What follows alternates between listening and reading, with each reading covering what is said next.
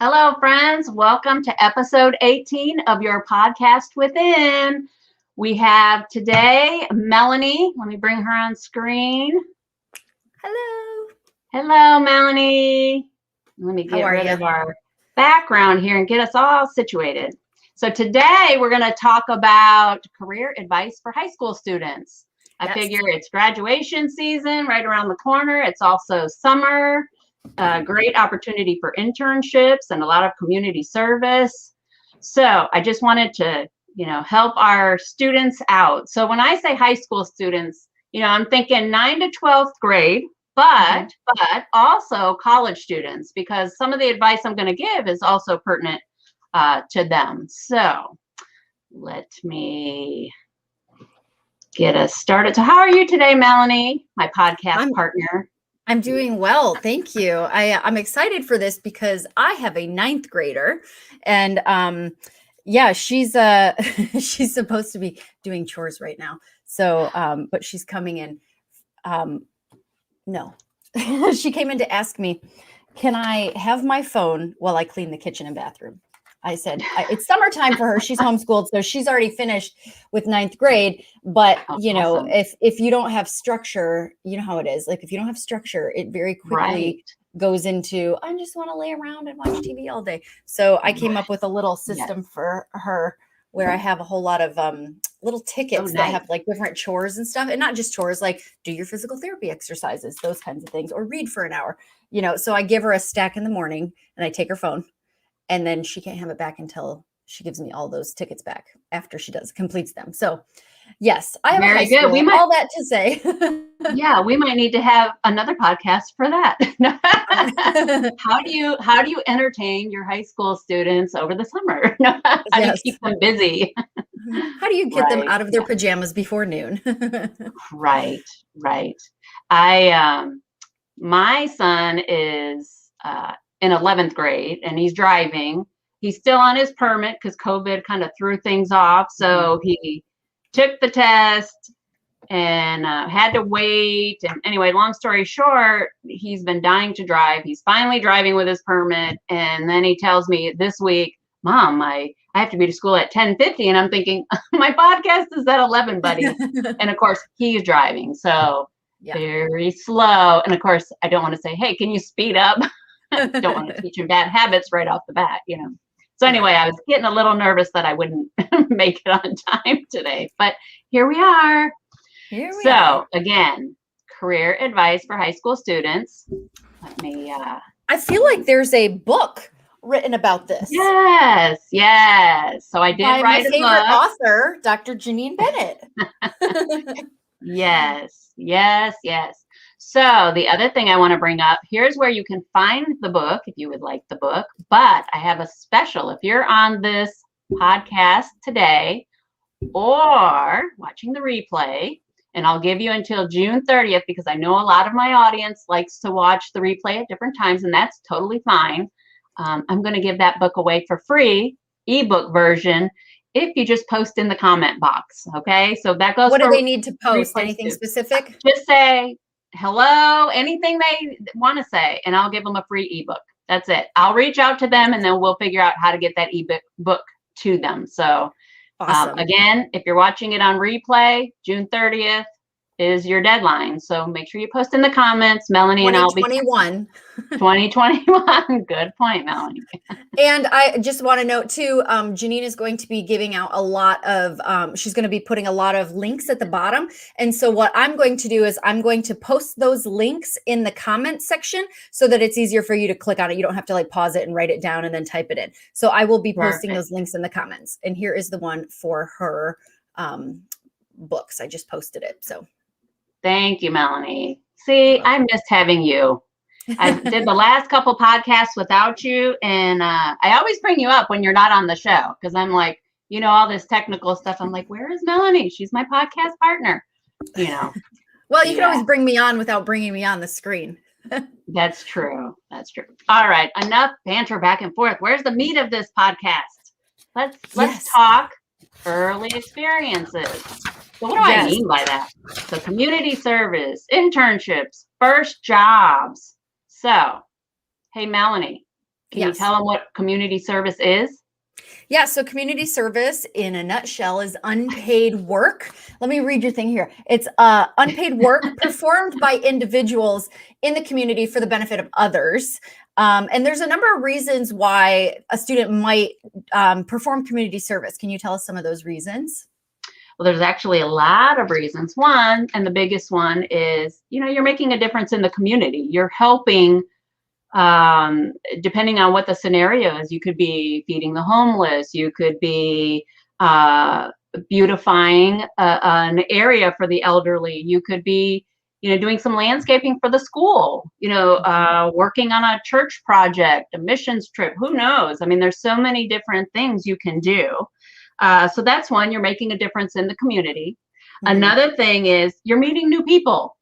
And I'm not going to talk too much about networking, but to get a job in today's modern job market, more than 80%, I'll even throw the number 90% is all about networking. That's how you get jobs, more so than applying online and doing these other things that we're going to talk about. Networking is so important. And what do I mean by networking? And again, I'm not going to go into full detail, but it's just getting to know people. And then when a job comes up, letting them know you're interested in a job. You've already built a relationship with those people. You're not using people. Let me make that clear. You're building relationships with people. And when something arises, you're looking for that first job, you're looking for that second job, whatever the case may be, you already networked. You build these relationships with people. And again, community service is such a great way to meet new people.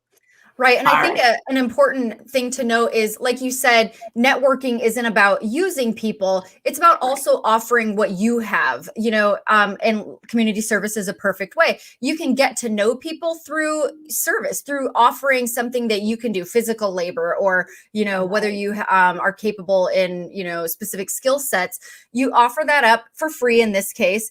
And you create this relationship because people are, I know for myself, I'm hesitant to help people when I know it's only going to be a one-sided relationship. You know what I mean? Right. Not that I have relationships because I want to get something out of it, but it's very easy to tell when people are only your friend because they want something, or only your contact because they want to get into your company or whatever. So this community service is a great way to put your, name in the hat, so to speak, and say, hey, I've got something to offer and I am willing to help, So yes. Excellent. Again, you're helping those in need. You're learning new skills, because a lot of times you're put on projects and you learn something. I'll give you an example. My son is working now. Now this is a job. This isn't community service. But the point is he learned a new skill, and the skill is scanning and electronic records. Mm-hmm. Well, he is going to do an internship later that will teach him more skills, more data entry. He has done, got something floating around in here. He has done some community service for the church where he learned other skills.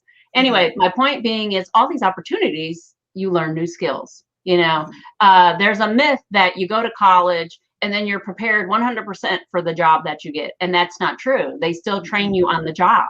So in a sense, doing community service, internships, first jobs, other jobs, these are all skills that will be transferable to every job you have down the road. So, okay, so learning skills, you can add this work to your resume. So, when it says what work experience you have, a lot of times my high school students get the blank look, like I've never worked. But you have, because community service does count. You can list that in a way on your resume. And if you need help with that, contact me. I can help you with that. Yes. And the community service does actually help on your resume because it shows what your values are. So if you are volunteering at the church, or you're, picking up trash, or you're cleaning out a river, or, you could show I'm interested in environmental things, or I'm interested in, whatever your religion is, like I'm interested in that, or I'm interested in working with kids or whatever. It's an easy way to show these are what my values are. And I put my money where my mouth is, essentially, and I work towards those values. Yes, I'm glad you added that extra. The other thing I'll piggyback on that is companies like to see that the people they hire do community service projects. In fact, every company I've ever worked for had some sort of community service projects that we would work on. When I was at Booz Allen, we did a lot of different things. When I was with the Navy, we did things. So they like to see that, because they also, as an organization, want to give back to the community their organization is in. So good point, Melanie, to bring that up. Doing community service opportunities, yes, you can put it on your resume, but you can also, if you choose to go to college, it's good for scholarship applications. It's good for your college application. It shows that you're going above and beyond than just going to school and coming home. Not that there's anything wrong with it, but trying to get scholarships can be very competitive. And it's just one additional thing you can use to help stand out from, say, the competition, for that particular scholarship. Because hey, we all know scholarships, they're not unlimited. They run out. Only so many people can get them. So that's one way to help you stand up. And then what people don't realize is a lot of times when you do something for someone else, there's a real sense of fulfillment and joy in doing work. And especially when you see that you're doing it for someone else and it's really made a difference in their lives. So it's kind of a win-win. You get all these benefits, but you're also helping others. And, we need a lot more joy in the world, a lot more peace and joy and happiness. And that's, one way to do it and help other people. Right. All right. So we talked about the community service, but let's talk about a little bit about internships, because internships can be unpaid also, but they can also be paid. Can you talk a little bit about that? Yes. So internship is basically an individual's introduction to a particular career field. So you can do, as Melanie said, you could have a paid internship or an unpaid internship. At the high school level and even early college, you're probably going to get an unpaid internship, but don't be discouraged by that. I'll tell you, now this is taking me back, way back. I remember working for a law school, and I had a student. Now, law students have to get internships. That's the only way they're going to get into, really good law firms, so they really need to get these internships. And there was a student who was offered, actually two students. They were offered unpaid internships at a top law firm. And one student said, I'm not taking that and not getting paid and working all of those hours. And I had the conversation with the person, and I could not change their mind. Okay. The other person took the position, did not get paid all summer. But when that person graduated, now this is in the early 2000s, when that person graduated after doing that internship, the person was offered a job, and a job straight out of law school. Back then, the person made $80,000. The other person struggled for 6 months to find a position. So there's a huge difference in taking the paid and taking the unpaid. Sometimes the whole point, I should say, is, you're being seen. You're getting your foot in the door. When they get to know you, if you do a good job and your personalities mesh, because, when you're at a job, you're working with them for a long time, a lot of hours. And so it's a personality thing too. And if all those things align and you're doing good work, they will want to hire you. They will find a way to hire you. Right. So don't think of it as unpaid. Yeah. Think of it as a delayed investment. Yes. Good point, Melanie. So what can an intern do, and why is it beneficial other than, like I said, delayed entry into a paid position?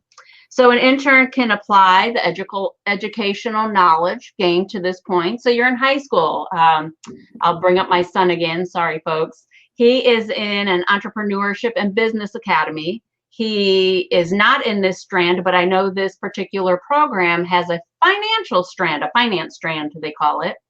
And if a student in that financial strand got an internship with, say, an accounting firm or an organization where they could actually do some accounting work or financial management of some sort, well, guess what? They're applying the knowledge they learned in school, in high school, from 9th through 12th grade in this particular financial strand. They get to put that to work applying what they learned in a real world environment. Right. So that is priceless. You can't get that anywhere else. That's real world experience, and really showing you if you have what it takes in that field. And if you even like the field, you may decide after doing it that you don't like it, and you haven't lost anything but some time. Okay. The other thing is you're going to learn stuff. You're going to learn additional things about the real world and how financial management or accounting really works in a particular setting.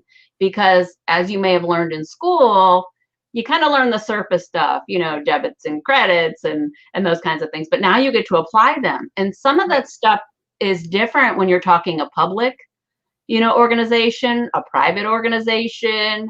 And when I mean public, government or not, so let's talk nonprofit, or, it's going to be different. It's going to be different. So you're going to learn the intricacies of a field, an organization in a career field. The other thing is you're going to learn how to work and communicate effectively with industry professionals. So now you're at a different level. It's not just your high school buddies, or family or outside friends, it's industry professionals, and you're going to learn how you need to be in that industry. I'll give you an example, and it's kind of funny now thinking back, but when I first started working for a law school, everybody was wearing suits. And I wasn't an attorney, but I was in the career field helping attorneys get jobs, or in that case, law students get jobs. And to be credible, I learned that, it would be better if I dressed in a particular manner. I had to meet with judges on the outside. I had to meet with law firms. So you want to be on the same level as far as your appearance, your professional image. So you learn those things when you do internships. How do people dress? What language do they use? The language for that field. IT professionals are going to talk very different than financial professionals. It's just the language is different. You're doing different tasks. So you're going to learn that. You'll be able to explore further academic and career goals for your future, because now you're surrounded by these professionals, and they're going to tell you how they got into that position. And it's going to open up your mind to other opportunities you may want to explore. And then finally, this goes back to that networking I told you about. You're building a network of professionals that you can contact later should you need it, or like I said, continue those relationships. There's no need to stop communicating with someone once the internship is done. You add them to your professional contact list, and now you have them, and you just continue to build that relationship going forward. They're going to be a good resource for you in the future. Right. All right. So what else can a internship do, Melanie? What do you think it can do? Well, an internship, it looks, well, like you said, it looks great on your college application. It can actually help push you. Same thing with the community service and those things. It can push you ahead of someone else for a scholarship and give you a leg up for future employment. And like we said before, don't turn down an internship just because it's unpaid. Sometimes the unpaid internships come with free university classes, free meals, paid transportation fees, and even housing. And they could also result, like you said, in a paid job with the company down the road. Exactly. Didn't mean to put you on the spot there, but I know you're familiar with all this stuff too. So yes. So we talked about the internships, and let's go a step up and talk about part-time jobs. Should high school students consider a part-time job, or should they just consider their education, their job, and not even think about employment? Well, that's a really good question. And I'll be honest, every student, every individual is different, okay? You need to evaluate if you have the time to take on community service, an internship, or a paid first job. If you're taking a lot of advanced classes, you're in AP, you're doing perhaps even college classes. I know a lot of the high schools nowadays offer college class opportunities, and if you're so overwhelmed with the educational side, then maybe doing these other things is not for you. It's not going to be the end of the world if you can't do an internship, or if you can't do community service, or even get that first job. You're not going to be, behind, because you're going to have all of these other things. Like I said, those advanced educational items to put on your resume and on the college applications and those kinds of things. So I don't want you to feel like you have to run out and do these things. These are just to help if you are able to do so. So Melanie, I'm glad you brought that up. Now, if you want to do them, if you've examined your schedule and you can fit it in without a problem, then go for it. Do it, because again, there is a lot of value in doing these things. So with regards to a job like community service and internships, a job looks good on the resume, college submission, scholarship, future job applications, etc. Plus you'll get paid some money, and who doesn't want some financial freedom? My son has his first job and he's loving it. And it was through networking. But I'll tell you, the networking was close to home because it was his sister who got him the job there. And now I have two older daughters, both in their 30s. And it was my second daughter, who will be 33, who she started working in high school, and she landed a job at a law firm when she was, I think, 19 years old. She did really well in collections. She did corporate accounts and whatnot. Long story short, she built her career on working in law firms, doing collections on the legal side. And one day she calls my son up and says, "Hey, I need an intern. I need not an intern, excuse me. I need a entry-level assistant. Do you know someone?" And my son was like, "Hello, like me, your brother." And she said, "Yeah, I know. I was just messing with you. But hey, you wouldn't be working directly for me. You're actually going to be working for a vice president. Is this something you feel comfortable doing?" And long story short, she put him through the ringer, made him do the resume, made him do an interview with the VP, and then even made him salary negotiate. So he had to go through the whole process. Fortunately, he knew a resume writer and a career coach. So I did kind of coach him along, but he did get the job, and he's loving it, and he's learning a new skill. And the new skill is scanning and documentation, like I said before. But again, he got it through networking. Now, this is a family member situation. You can tell your family members it's not an issue to reach out to cousins or aunts or uncles to say, "Hey, do you know of any companies that are hiring?" That's okay. That's okay. As long as there's no, policies against what they call nepotism. That's where family members working together. As long as there's no policy like that within the company, there should be no problem. So anyway, so he got the job that way, and that was great. That's awesome. So the benefits of the part-time job are very similar to those of an internship. Like we talked about earlier, you get to apply the educational knowledge and abilities to the work that you perform for the employer. You get to gain a better understanding of budgeting, financial management, and taxes. That's if you have a paid internship to compare with the paid part-time job. And then you can learn how to work and communicate effectively with industry professionals, explore academic and career goals for the future, develop a network, like we said, of professional contacts. And you have a resource for how to find community service opportunities, internships, and jobs. Do you want to tell us about that?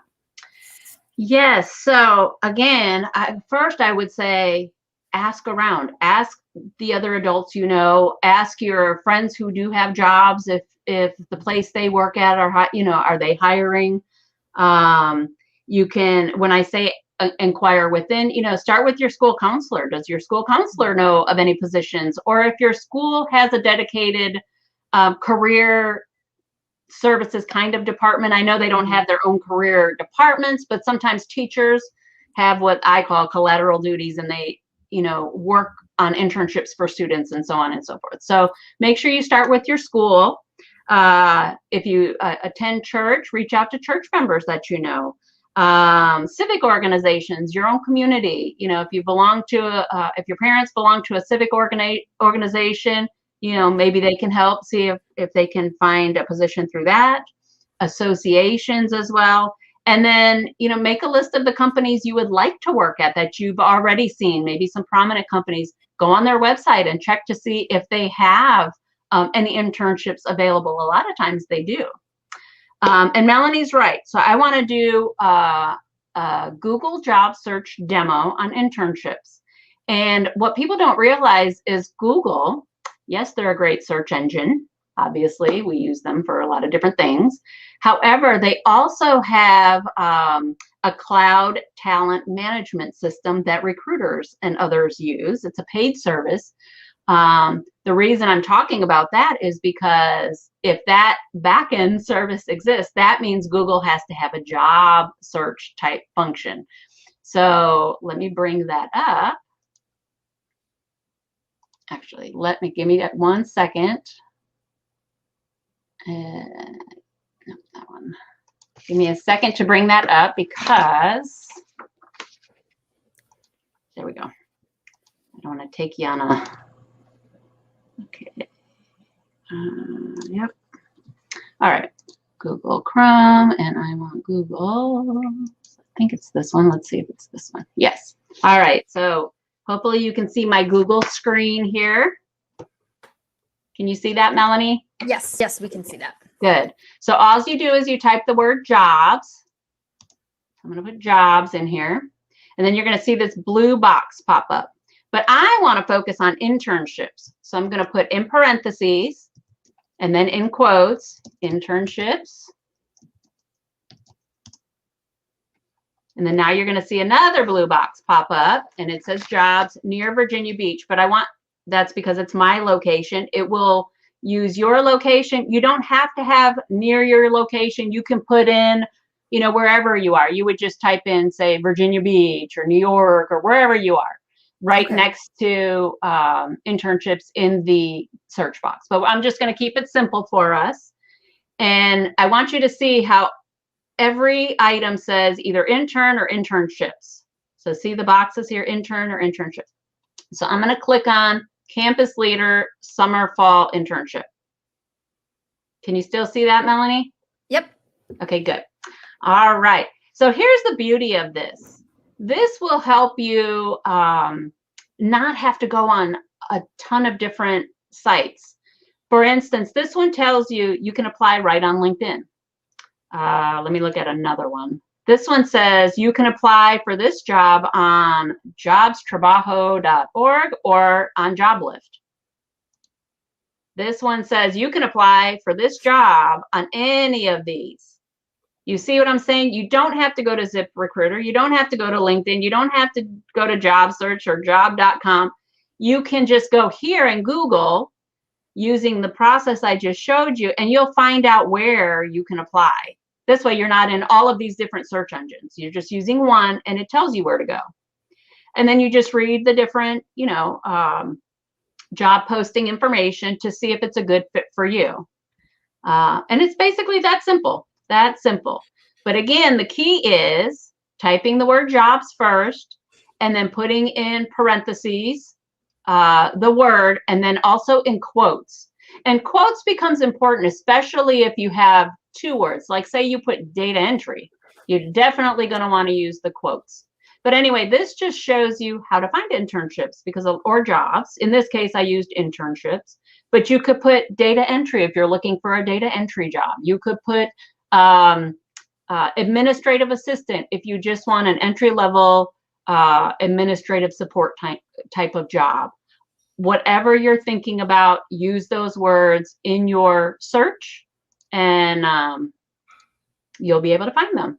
So That's Google brilliant. is great for that. A lot of people were not aware of that, so I wanted to make sure that when you're searching for a job, or in this case, like I said, internship, you're doing it the right way. So that is information on how you can find that internship. All right. Now, what if you don't know what you want to do? What if you're still kind of like, oh, what am I going to do? Do I go to college? I don't even know if I went to college, what I would be going to college for. How many people have had that thought?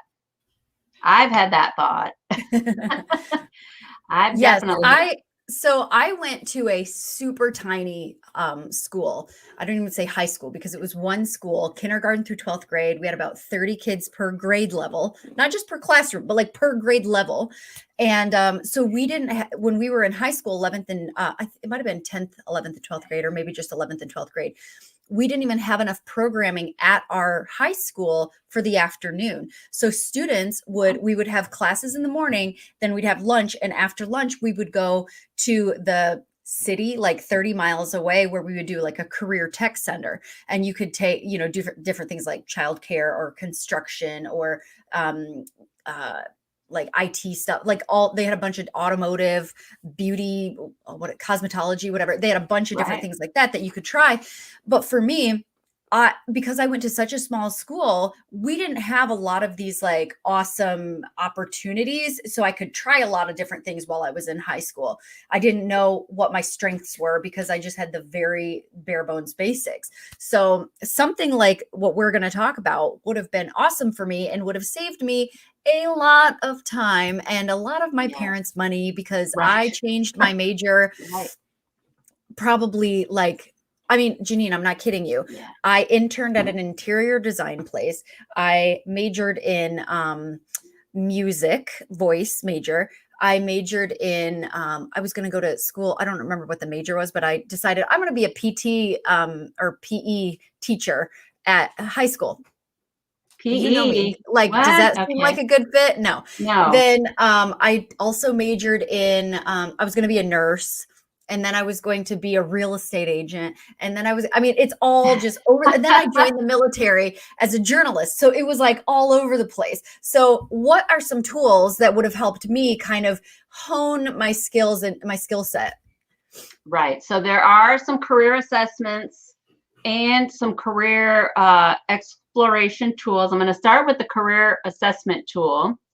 And I'm going to go ahead and bring that up. Let's see. It's on the screen. Melanie will put it in the comment box as well. Just did. Let me get to that screen here and make sure I get the right one, because I have all these things up now. So, yeah, there we go. Can you still hear me okay? Yep. Okay, good. All right, so this is an easy one. This is free. If you do get my book, you'll get a whole long list of other resources, free and paid resources, but this is a good one I just wanted to quickly show you and just show you how easy it is to use. So this is what's called a career aptitude test. Basically, you just click on the pictures to determine, what you like or don't like. So in this case, because I am a very research kind of person, I'm going to click research. And then I'm going to go to the next question. It's that simple. I forgot to choose the ones that I don't like. So I'm not ever going to be in construction. I do kind of like, I like research better. Okay. And then I'm going to go to the next one. And you just keep doing that. And then at the end, when you're done clicking all the different things you like to do, I won't be a mechanic. It will produce results. And then the results will kind of give you an idea of what types of careers could be a good fit for you. Now, again, this is free, and it's very high level, overarching. If you really want to delve deeper, I would say look at the listing that is in my book. You get a free long list of all the different tools that are available. Read the descriptions of them and determine which one would be a better fit for what you're trying to seek. Some will look at, your skills, motivators, interests. Others are like that. They're going to keep it high level. You don't want to sit all day long. You want to be outside, or, you like to research and you don't want to do anything mechanical. That's what that one I just showed you was about. Again, looking more at interest than other things. But the beauty in using any type of assessment type of tool is it just gives you additional information to explore for a career. So whatever assessment you take, once you determine some interest, hey, I think I want to explore that career. Like Melanie said, interior design and PE, interior design, I can totally see because she's pretty good with that. But PE, I mean, she works out. I just don't see you doing PE. Do I though? Well, you got a No. lot of equipment. Do you use it? Yes. I don't know. That I can't say. But anyway. So once you take that assessment, then I say explore the career further. And so here's a tool that I like to use to help explore a career further. So let's say you do like to do, office type work or something, so let's see what options are available to us. Okay, so here's a site that helps you do that. So you've already taken your career assessment test and you now know that you like, say, careers in writing. Well, there you go. You could click on careers in writing and find a lot more information about what types of careers in writing are available. Say you want, to explore law, here you go. There's a lot of different things you could explore in the field of law. Maybe you want to go into business. Well, what kind of business? Well, here's business management. You could, explore what an economist is. Maybe you want to be your own business owner, an entrepreneur. Maybe you want to go into accounting, the list goes on. You can explore any of these different areas, but the point is it gives you more information to now make the decision on, hey, what I'm doing, do I need to go to college for? Or do I not have to go to college for what I want to explore? At least now you have some guidance on what is needed should you decide to go. So let's go back to the legal field. If you want to be an attorney, yeah, you're going to have to go to college. It's just the way it is. You're also going to have to be licensed. So you're going to have to take what they call the bar exam. And you're going to have to pass that. Otherwise, you still won't be able to practice law. Now, I could go into,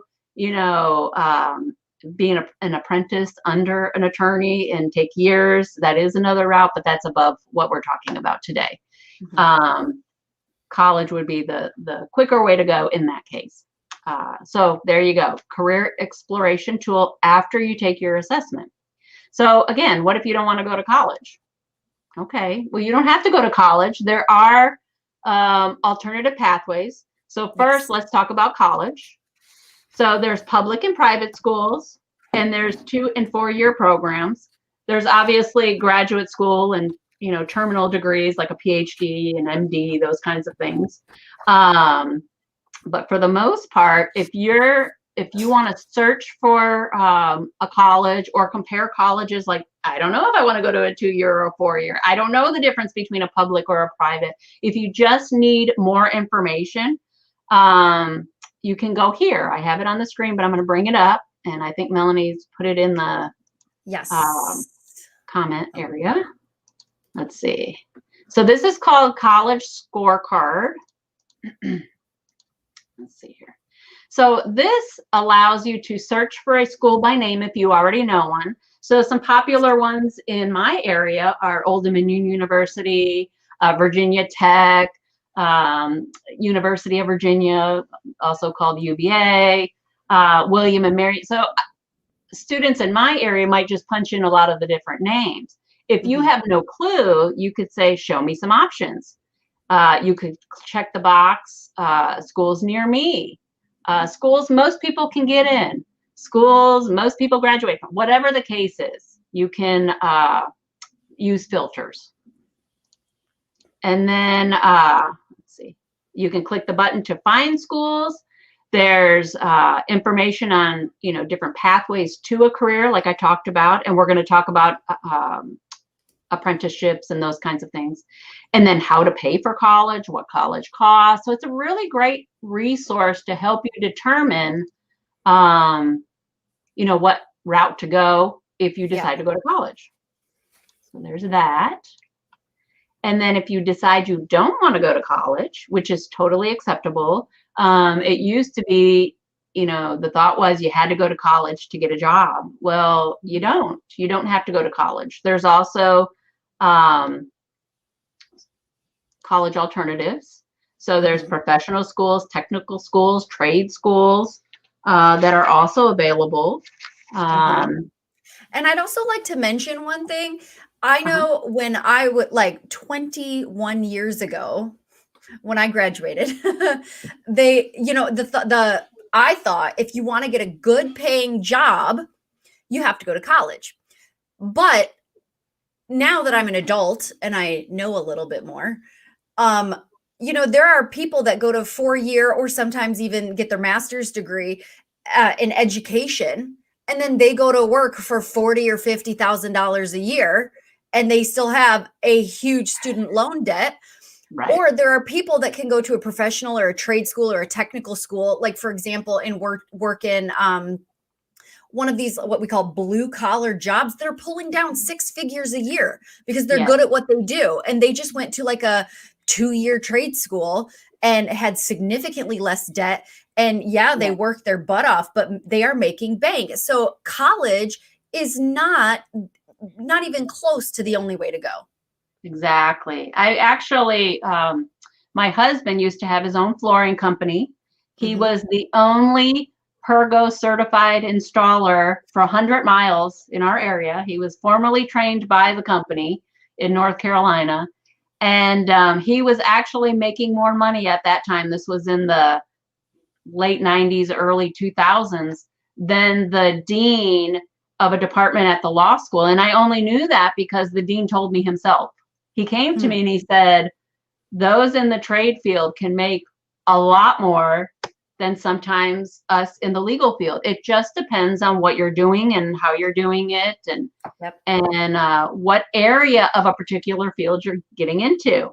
So if you're wondering what kind of positions, you know, you can get into when you're talking professional or technical or trade. So think automotive technology, think culinary arts, think emergency medical services technicians, think engineering design technology, fire protection.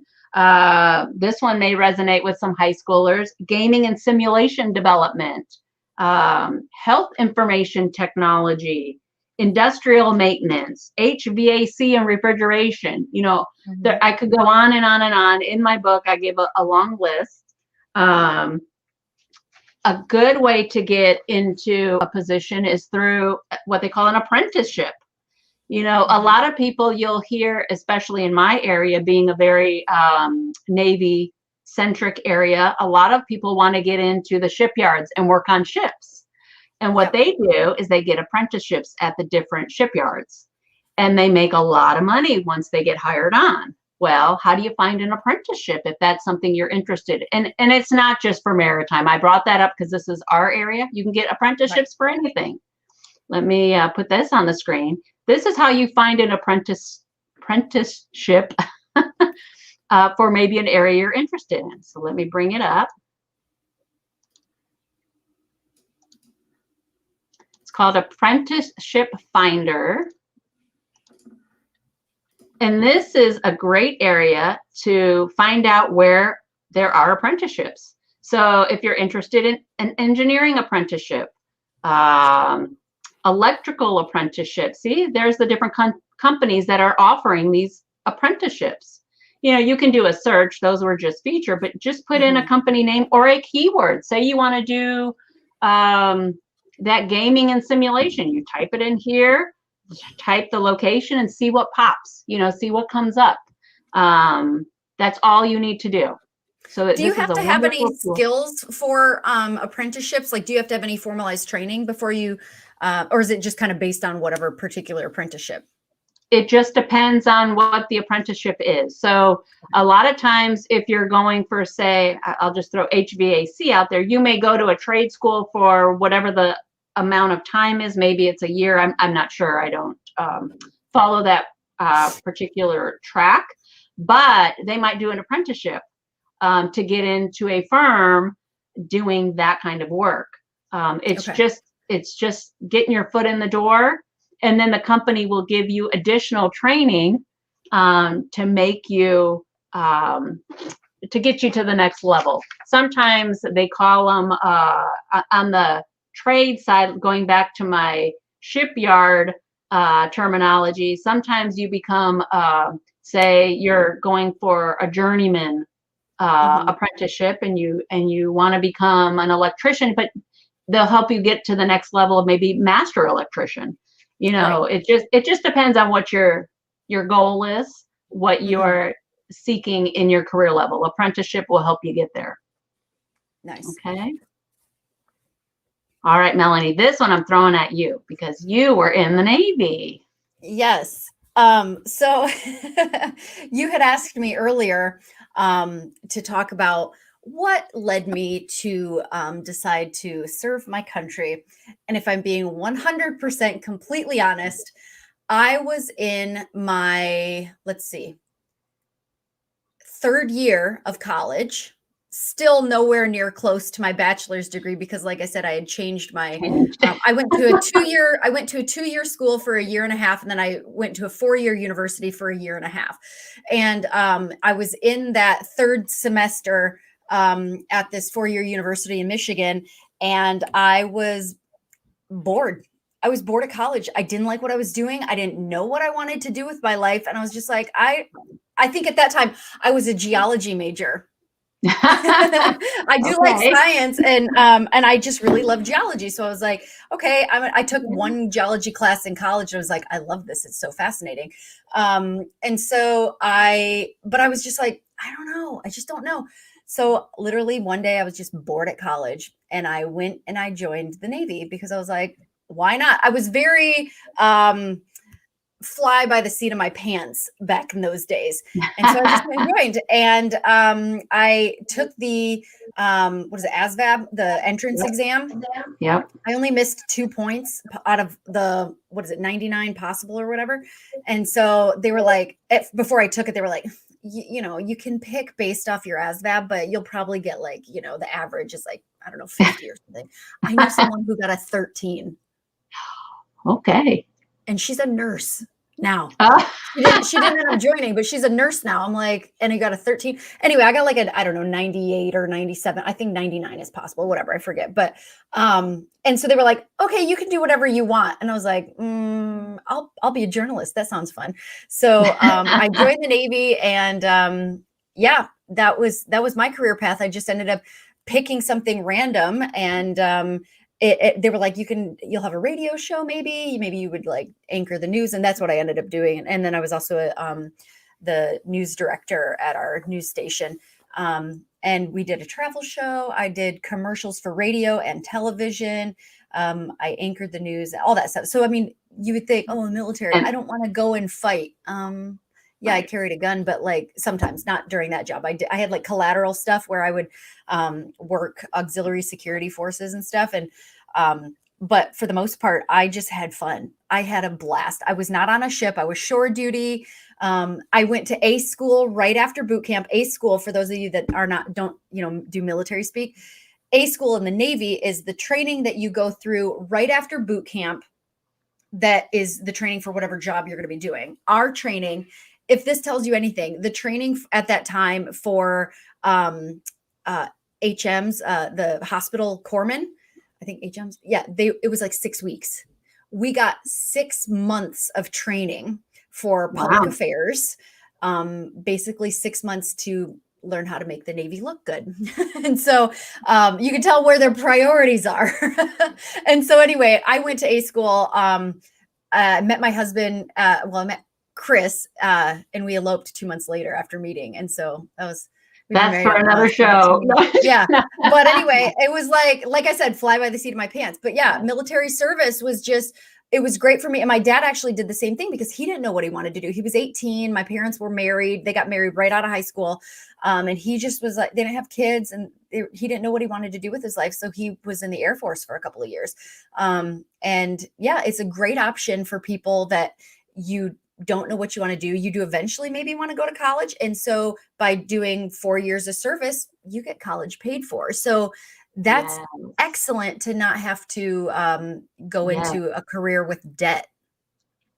That's a very good point. Now, why did you choose Navy? I don't know. I don't remember, honestly. I think, well, the Marines, I walked in, I was like, yeah, this isn't what I want. And I think the recruiter for the Navy, honestly, and this sounds so stupid, I really wanted to travel. And he had on this like leather bomber jacket with Ah, with yes, patches covered yes. with everywhere that he had been. And I was like, I want to do that. Little did I know that that was all on a ship. And once my husband, he was stationed on a ship when I was on shore duty, and I would go visit him. And I was like, no, thanks. I don't want to. Like, I couldn't have done the ship life. So, but we did get to travel. And that's why, honestly, it was just the thought of traveling all over the place. That's why I picked Navy. Well, let me put this up on the screen. So if you're not sure, if you're thinking military, which is a awesome route to go, like Melanie said, I mean, it's a great way if you want to do college later, or while you're in service.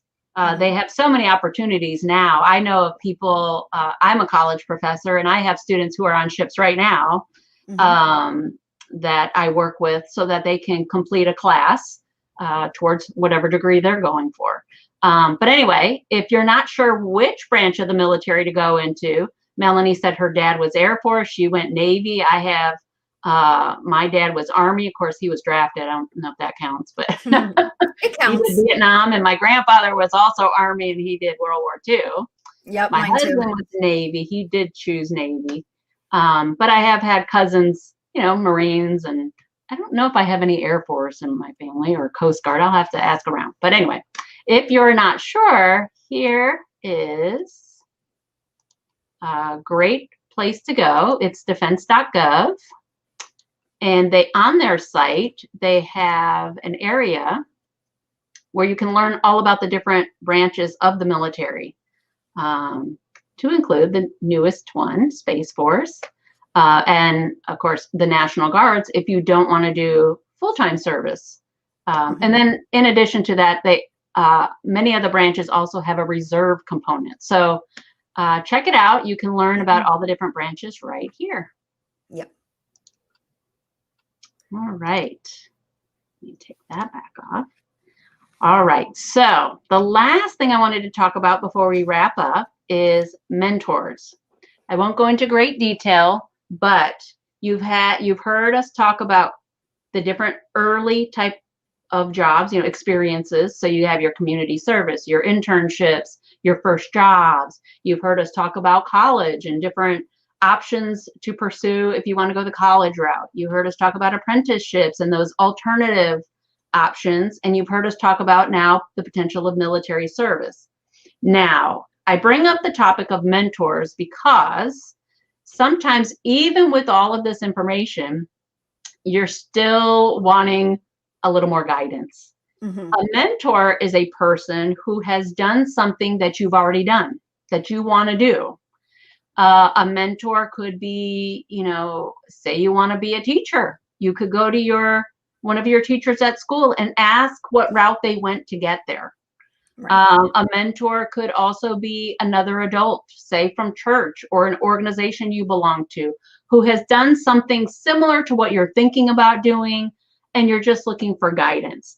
It's just a relationship that you form where they give you some career advice and some steps to take to help you get to that next level. So again, they're great at all levels. I have a mentor even to this day. I have several mentors, and I'm also a mentor for other people. It's a great way to build relationships, but also to help you get to, whatever level you want to get to. Do you have a mentor, Melanie? Well, I think you're kind of my mentor. Well, okay. I don't think I know I have people that I look up to and mentor, but we've never actually talked about like the official relationship. Yes. And that's a good point. Sometimes you do have these people in your life that are what I call unofficial mentors. Right. I always joke, and I probably say it too much on my different podcasts, but I have a mentor in the author world. He's written all these books and whatever. And she's never said she's my official mentor, but she's my mentor. I mean, she's guided me on everything I do. So that falls under the category of unofficial. I've also, as a business owner, have other business owners who are mentors. On the resume writing side, I have a mentor who has done resume writing for years, is certified, all this stuff, who is a mentor from both the business and the resume side. And then as a college professor, I have other college professors that I go to who are official mentors to say, if you want to be at this level as a professor, you need to do this type of research and writing and yada, yada, yada. Right. So the point is to find someone or several, you don't have to have just one, to kind of guide you along. You know, they'll help you sidestep a lot of those, I don't want to say minefields, but the mistakes you can make when you're first starting out because you don't know any better. You don't know what you don't know. And they can help learn you from their mistakes instead of repeat them. Exactly. And it saves so much time. I talk to a lot of students. I teach in a doctoral program, and I talk to my students a lot about the dissertation because it took me longer to do my dissertation than it needed to because I wouldn't listen to anybody. I didn't reach out to anybody for guidance. And I thought I could do it all on my own. And I thought, okay, I'm at this level, I should be able to do this. And it ended up costing me an extra year working on my dissertation because I didn't know any better. I try now as a mentor for some of my doctoral students, do not go this route, because if you go this route, it's going to add a year. And if you want an extra year, that's up to you, but that's going to cost you time and money. So, you know, it's good to sidestep those mistakes and embrace all of the lessons learned from that person. So where do you find mentors? Again, look for your teachers, college, school counselors at college or in high school. They may call them advisors in college.